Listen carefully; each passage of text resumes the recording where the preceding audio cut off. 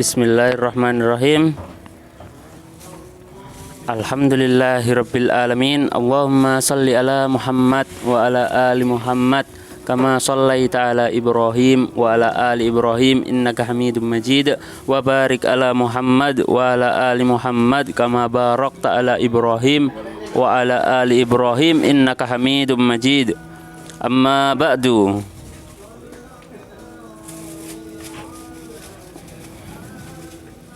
Ya, di pagi yang cerah ini saya akan melanjutkan keterangan kemarin yang belum selesai, yaitu caranya bertaubat dari dosa. Kemarin sudah diterangkan oleh para ulama, yang disampaikan oleh Imam Nawawi rahimahullah. Ya, beliau sudah tidak ada ya, rahimahullah. Dan kemarin udah saya sampaikan tentang cara bertaubat kepada Allah Subhanahu wa taala dari dosa-dosa yang telah dilakukan, yang tidak antara manusia tetapi dosa yang dilakukan karena kemaksiatan, karena kemaksiatan yang berkaitan dengan Allah Subhanahu wa taala. Dosa yang berkaitan dengan Allah Subhanahu wa taala.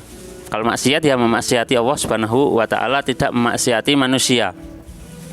Kemarin udah saya sebutkan cara-caranya, udah saya terangkan, udah saya sampaikan ya cara-caranya. Kalau udah diterangkan oleh para ulama kemarin ada 3. Yang pertama itu caranya berlepas diri, dia harus berlepas diri dari kemaksiatan itu. Terus yang kedua, dia harus menyesali perbuatan dosa tersebut. Terus yang ketiga, dia harus berazam atau bertekad bahwasanya dia tidak akan mengulangi perbuatan tersebut selama-lamanya ya. Ini udah ada 3. Udah saya sampaikan kemarin dan udah saya terangkan perkataan-perkataan ulama yang 3 ini caranya. Dan sekarang saya tambahi, kalau dosa ini atau kemaksiatan ini tidak berkaitan dengan Allah Subhanahu wa taala saja, tetapi juga berkaitan dengan manusia. Nah, misalnya zalim, atau misalnya merampas hartanya, atau dosa-dosa yang berkaitan dengan kemaksiatan lainnya. Nah, kalau di sini Imam Nawawi atau diterangkan oleh ulama ya, kalau di sini beliau memberikan syarat yang keempat. Kemarin sudah sampai syarat yang ketiga aja, kalau maksiatnya kepada Allah Subhanahu wa taala tapi juga kepada dosanya juga berkaitan dengan manusia juga, maka syarat yang keempat itu adalah dia harus mengembalikan barang tersebut.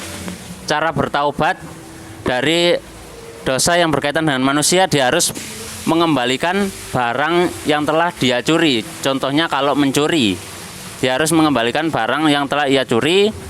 Terus ya, atau contoh yang lainnya yang berkaitan dengan manusia,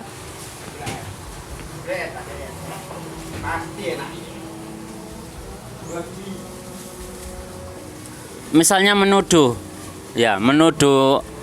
apa, hadaf qadzaf itu kan menuduh berzina ya kalau nggak salah ya. Maka dia harus mencari berlepas diri tapi disampaikan kepada orang yang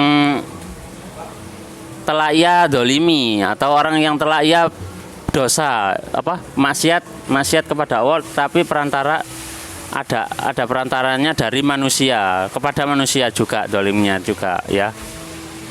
Dia harus mencari berlepas diri lah dari perbuatan dosa tersebut. Jadi kalau mencuri dikembalikan barang curiannya.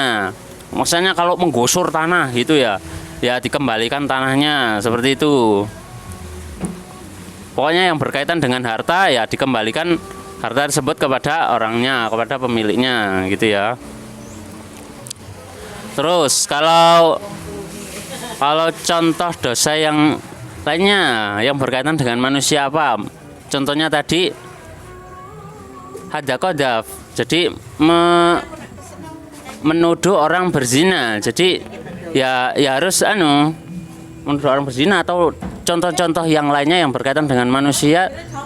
Ya caranya dia harus melepaskan dirinya dari perbuatan dosa tersebut, dan itu disampaikan oleh harus dikembalikan gitu loh, harus dikembalikan kepada orang yang telah dia rampas. Misalnya kehormatannya ya harus dia kembalikan, karena dia berbuat salah menuduh orang sembarangan. Ya dia harus menyampaikan kalau dia tidak bersalah seperti itu. Jadi dia itu tidak berzina seperti itu. Jadi harus dikembalikan lagi.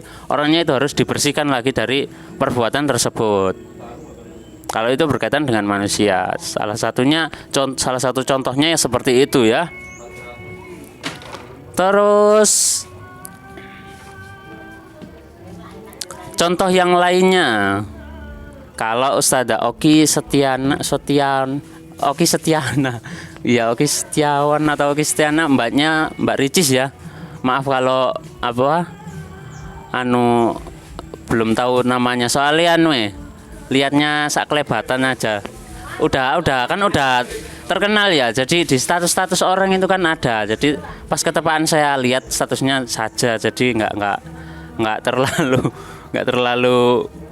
nggak tak pantengin namanya, jadi agak lupa ya. Ustazah Oki mbaknya Mbak Ria Ricis. Kalau Mbak Ria Ricis kan juga terkenal, artis juga gitu kan.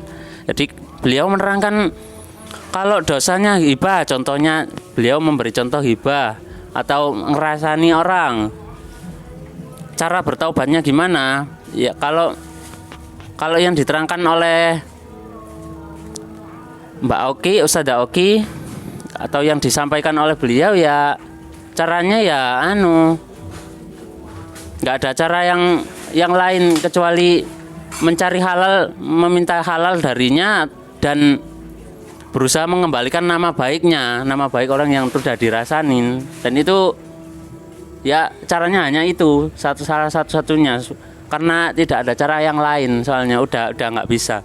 Beliau itu memberikan contoh seperti ya beliau menyampaikan contoh dari ulama siapa atau gimana gitu ya. Contohnya itu seperti ini. Jadi misalkan kamu ambil bulu-bulu ayam, terus kamu kumpulkan, habis itu kamu taburkan, dan setelah ditaburkan terus kamu kumpulkan lagi, apakah kamu bisa? Nggak bisa ya.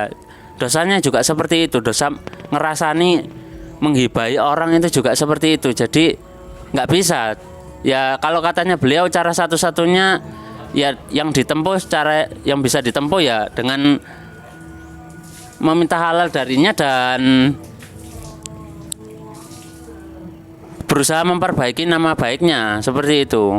Karena kalau udah dirasani, orang udah dirasani, maka ada orang yang udah dihibai, maka udah tercemar di mana-mana namanya. Nama buruknya itu udah tercemar di mana-mana, dan tidak bisa mengembalikan lagi ya. Sudah tercemar, sudah sampai kemana-mana ya. Mungkin kalau sudah sampai satu kampung aja mungkin masih bisa lah. Kalau tercemarnya satu negara, misalnya negara Indonesia, negara kita kan negara Indonesia ya. Terus gimana cara memperbaikinya, kan nggak bisa. Makanya itu kata beliau seperti itu, nggak bisa. Ya caranya ya yes, kamu berusaha memperbaiki nama baiknya aja. Kamu mengusahakan untuk itu aja. Dan kamu meminta halal darinya, segitu aja langsung, seperti itu. Semoga bisa diterima taubatmu gitu. Semoga bisa diterima kesalahanmu, hibahmu, seperti itu. Kesalahan hibahmu semoga bisa diterima. oleh Allah Subhanahu wa taala. Dan kalau di sini disebutkan ya istahallahu minha, kamu meminta halal darinya, meminta halal dari orang yang telah dihibahi. Seperti itu. Jadi ya yang penting kamu sudah meminta halal kepadanya, ya sudah, seperti itu ya. Tapi kalau yang ditambahkan oleh Ustadzah Oki, ya kamu nggak bisa, soalnya dosanya ini udah merembet kemana-mana, udah tersebar di mana-mana, ya nggak bisa ditaubati kecuali kamu memperbaiki namanya gitu. Soalnya namanya udah tercemar di mana-mana, seperti itu ya. Yang penting udah kamu lakukan dulu kalau kamu ingin bertaubat beneran. Cara yang pertama, yang kedua, yang ketiga udah saya sampaikan tadi. Terus cara yang keempat, syaratnya yaitu kamu meminta halal darinya, ya kamu minta halal darinya. Caranya seperti itu. Kalau kamu mau bertaubat, kalau Anda ingin bertaubat, bagi siapa yang mau bertaubat ya, kalau ingin bertaubat caranya seperti itu. Atau saya atau siapa pendengar lainnya kan kalau di di kehidupan kita kan gampang sekali kita berbuat salah, itu sangat gampang. Misalnya menghibai orang itu sangatlah gampang. Misalnya ada orang salah dikit gitu atau salah apa gitu, terus jadi rasan-rasan bahan omongan di belakang dia. Kan biasanya loh ya. Yang terjadi di antara kita kan juga seperti itu. Jadi ya kita hindari perbuatan tersebut, kita jauhi perbuatan tersebut supaya kita memang keharusan untuk bertaubat bagi kita agar kita bisa terhindar dari dosa ghibah atau dosa ngerasani ya, seperti itu ya.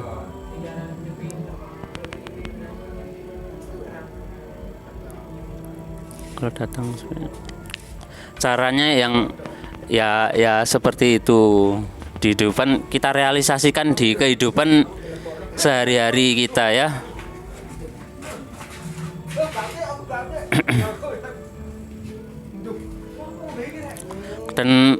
dan hadis-hadis tentang hibah juga banyak di sana, bisa kita cari kalau mau mencari. Tapi yang berkaitan sekarang kan caranya bertaubat, jadi ulama-ulama juga menerangkan seperti itu, ya sudah saya sampaikan seperti itu. Dan kalau ayat-ayatnya mungkin bisa saya sampaikan di lain waktu. Ada ayat-ayatnya yang berkaitan dengan taubat, terus ada hadis-hadis yang berkaitan dengan taubat, banyak juga ya, supaya kita bisa menjadi lebih paham, lebih mengetahui, dan bisa kita amalkan untuk di kehidupan sehari-hari kita. Dan insya Allah nanti juga hadisnya juga saya beritahukan mana hadis yang sahih, mana hadis yang dhaif, agar bisa lebih bermanfaat lagi ya. Mungkin cukup sampai di sini dulu. Semoga bisa bermanfaat. Dan jangan lupa subscribe, comment, like, and share. Komen sebanyak-banyaknya. Mungkin cukup sampai di sini. Kalau ingin di-share ya nggak apa-apa, di-share kan sekarang ini saya tak masukkan ke YouTube, jadi di-share juga nggak apa-apa gitu ya. Kalau nggak dimasukin YouTube, nggak di-share, gimana nge-share-nya? Kali ini lihat YouTube ya mohon di-share juga nggak apa-apa, di-share, di-like, dikomenin gitu, di-like-in gitu ya videonya ya, supaya bisa menaikkan YouTube ya, YouTube saya yang menerangkan tentang hadis-hadis yang bermanfaat insya Allah ya, dan juga menerangkan tentang ayat-ayat Al-Quran juga yang berkaitan dengan kehidupan keseharian kita. Oke. Alhamdulillahirabbil alamin. Assalamualaikum warahmatullahi wabarakatuh.